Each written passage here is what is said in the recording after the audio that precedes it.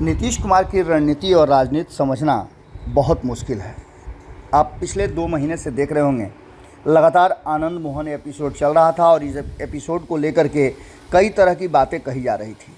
जैसा कि आप सभी जानते हैं कि बाहुबली के रूप में जाने जाने वाले आनंद मोहन की रिहाई के लिए नीतीश कुमार ने कानून में भी बदलाव किए थे।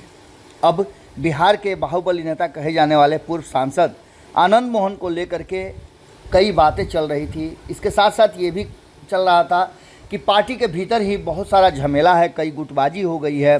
कई गुट इस बात को लेकर के अब चिंतित भी हैं कि आनंद मोहन के आने के बाद उनका क्या होगा। खास करके राजपूत नेताओं में एक बहुत बड़ा ट्विस्ट सामने नज़र आ रहा था। आपने देखा होगा किस तरह से संजय सिंह लगातार कार्यक्रम कर रहे थे। उन्होंने एक फाउंडेशन भी बनाया है जिसके तहत वो कई ऐसे कार्य, सामाजिक कार्य करने वाले थे।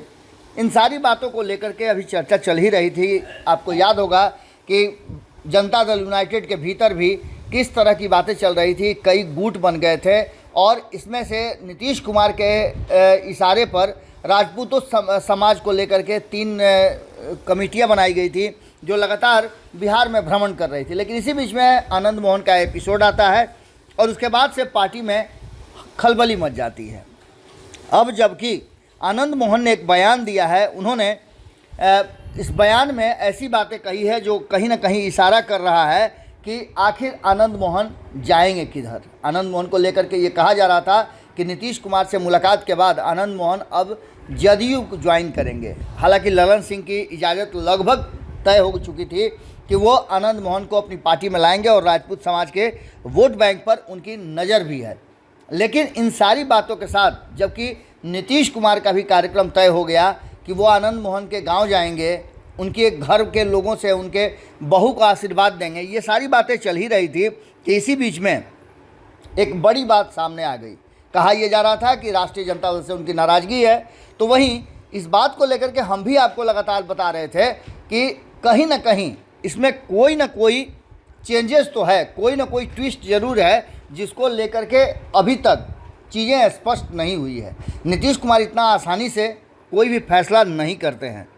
नीतीश कुमार ने वहाँ जाने का तो ना फैसला कर लिया, लेकिन वहाँ जाएंगे इसका माने ये निकाला जाए कि आनंद मोहन को जदयू ज्वाइन कराएंगे, ये थोड़ा सा मुश्किल लग रहा था। क्योंकि पहले से ही जिस तरह की बातें चल रही हैं और जिस तरह से उनकी पार्टी के भीतर मारामारी है 2024 के चुनाव को लेकर के, उसमें उनके लिए आनंद मोहन को एडजस्ट करना बड़ा मुश्किल हो जाएगा। इन सारी बातों के साथ साथ जबकि ये भी बातें कही जा रही थी कि लालू प्रसाद और तेजस्वी यादव ने भी आनंद मोहन को स्पष्ट कर दिया था कि वो अपने बेटे और अपना कैरियर क्यों बर्बाद कर रहे हैं। ये बातें भीतर खाने में चर्चा का विषय बनी हुई हैं। लेकिन अब जबकि आनंद मोहन का बयान आया है, उस बयान में उन्होंने कहा है कि कौन क्या बोलता है इससे कोई मतलब नहीं है।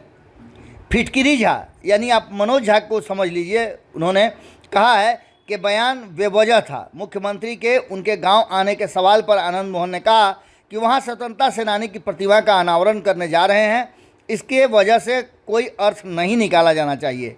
उन्होंने लगभग स्पष्ट कर दिया है कि वो क्या करने वाले हैं। मुख्यमंत्री और हम दोनों स्वतंत्रता सेनानी के परिवार से है। हम दोनों का जो एक राजनीतिक विरासत है, राष्ट्रीय आंदोलन के परिप्रेक्ष्य में जो बलिदान है वो सर्वविदित है। ऐसे में मुख्यमंत्री जी हमारे यहाँ जा रहे हैं, कोई नई बात नहीं है। वो जा रहे हैं मूर्ति के अनावरण में। इसके साथ साथ उन्होंने कहा कि पितामह स्वर्गीय राम बहादुर सिंह को लेकर कौन सा कोसी का गांधी कहे जाते थे, उनसे लोगों को प्यार है। इसके साथ साथ और कई बातें उन्होंने कही है। कहा है कि बड़े बाबूजी स्वर्गीय पद्मानंद सिंह ब्रह्मचारी जी प्रखर स्वतंत्रता सेनानी थे। 42 में वो युवा क्रांतिकारी थे और दोनों की आदमकद प्रतिमा का अनावरण है। इसको लेकर मुख्यमंत्री हमारे यहाँ जा रहे हैं, इसको लेकर के कोई सवाल और चिल्लम नहीं मचानी चाहिए। ये तो बहुत दुर्भाग्यशाली है कि अच्छा नहीं लगता है कि फालतू की बातें कोई करे।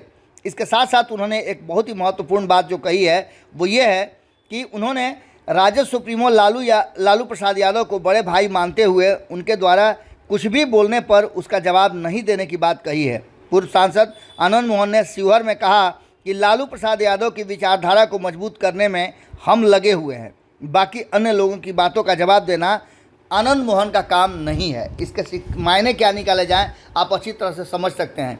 यानी कि सीधी सी बात है कि अब आनंद मोहन के इस बयान के बाद, जो कि काफ़ी लंबे समय के बाद बदला हुआ नज़र आ रहा है, उसमें क्या समझा जाए कि नीतीश को ये झटका है या प्लानिंग के तहत आनंद मोहन जेडीयू में नहीं बल्कि लालू के साथ जाएंगे, ये तय हो गया है।